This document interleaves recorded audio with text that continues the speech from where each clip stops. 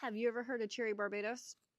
Neither have I. Welcome to my first video of my mini series, Gardening with Me. I know some people like to grow vegetables and fruit. I do more fruit and berries. So if that's your cup of tea, go ahead and watch my series. I live in Texas and I'm in zone 8B. I'm going to share with you some of my plants. This is a brand new one, so I can't really say I'm an expert at growing cherry Barbados, but welcome to my journey. I live in zone 8B in Texas, so if you are anywhere around that, then this could be a really great plant for you to grow.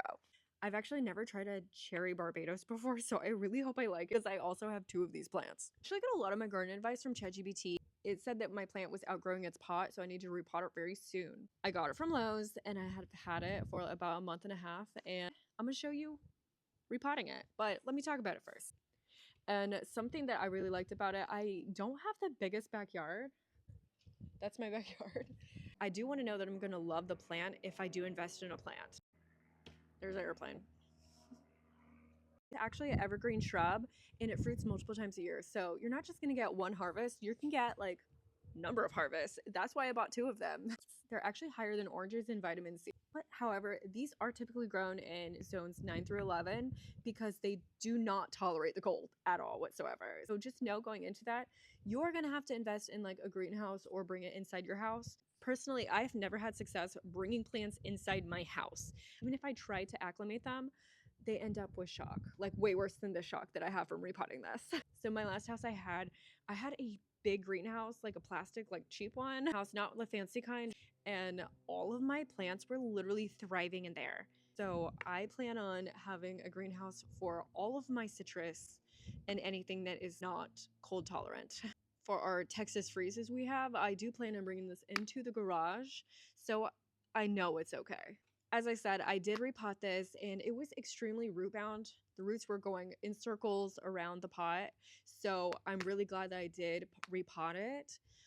It does have a little bit of shock going on. So you can see, like, I'll show you. It has a little bit of leaf curling. Flower buds are very droopy.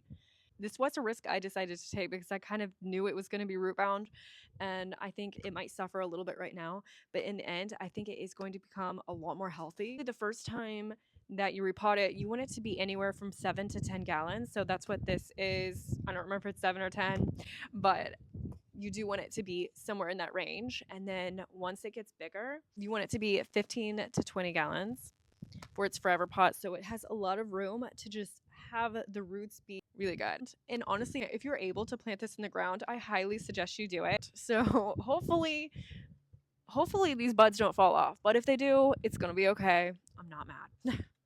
Because it's going through a little bit of shock, I did read that it will do really well if I give it morning sun and then kind of put it in a shaded area for the rest of the day. So I'm going to try doing that to see if that's going to help a little bit. But here's everything that you're going to need, and this is me repotting it. This is literally the same day, and look, it already made a full recovery. What the heck? Okay, so the thicker ones are still a little curled, but I think it might be because they're thicker. I'm very impressed.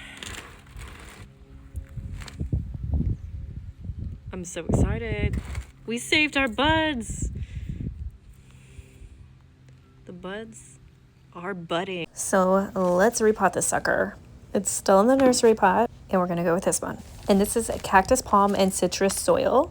You can either use a tree tone or citrus tone. Make sure that you get a pot that drains. And here is the fertilizer schedule. I'm gonna post it right here, so go ahead, take a screenshot if you want. Also, I am gonna be adding perlite a little bit in this to help with the drainage. I do suggest you do that as well.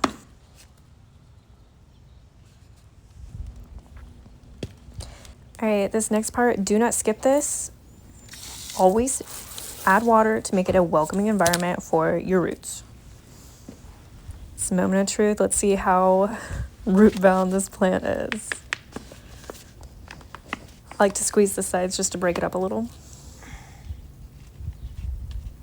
When it comes to watering these, you want to put your finger in the soil about 2 inches down, and if it's dry, then that's the time that you're going to re-water it.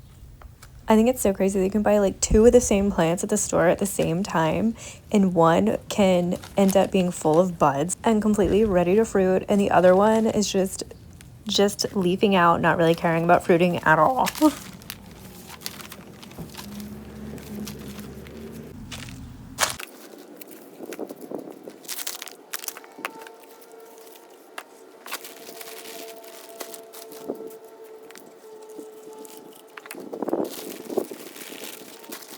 Just in case anybody noticed that I didn't actually fertilize it, it's because I've already fertilized it. So I'm going to stick to the schedule that I made. So I'm not actually adding any fertilizer until the next fertilization time. And you don't actually see me doing this, but I did go back and add some mulch on the top. I think I had run out, so I had to go get more. So I hope you guys are inspired to grow a cherry Barbados. Again, I found mine at my local Lowe's. I'm so excited to try this fruit. I think I'm gonna love it. I love anything that's a little bit more unique that's harder to find at a grocery store. So I'm really excited to be growing this. You're definitely not going to want to miss the next episode of this mini series. I'm going to show you my clementine tree, and I do have a caracara on the way. I did have to order it online because I could not find it anywhere. And I'm going to tell you the good and the bad. There has already been some bad stuff, but mostly good, not bad. Till next time.